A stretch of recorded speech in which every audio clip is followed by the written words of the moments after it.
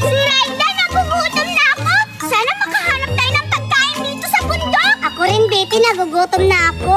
Teka lang, naririnig mo yung naririnig ko? Oo nga, Betty, parang may...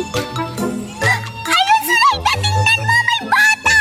Oo nga, puntahan natin. Tara, kasi may dala-dala siyang ang daming istik-istik. Ano ba yan? Ay, gusto kong puntahan. Tara, tara.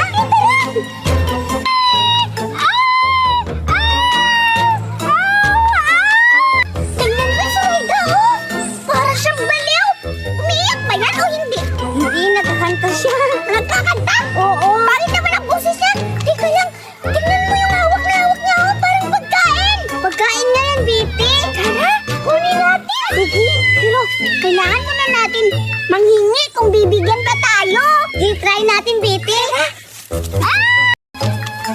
Hala, Budoy, magsusumbong na siya sa mama niya.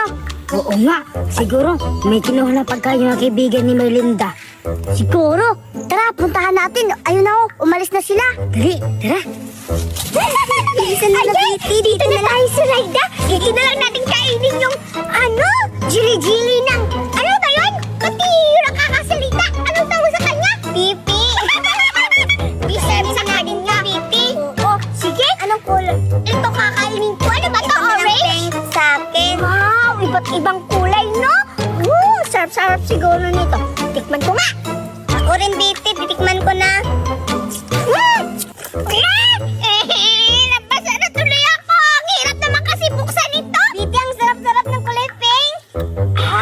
Oo nga. Ang sarap-sarap din nito. Wow! Ang lamig-lamig pa. Ang sarap na, grabe. Ang swerte-swerte naman natin. Nakakakuha tayo ng gili-gili sa Pipi. Baka nasumbong na yun sa mama niya, Bibi. Oo nga, kasi umiyak nun. Lagot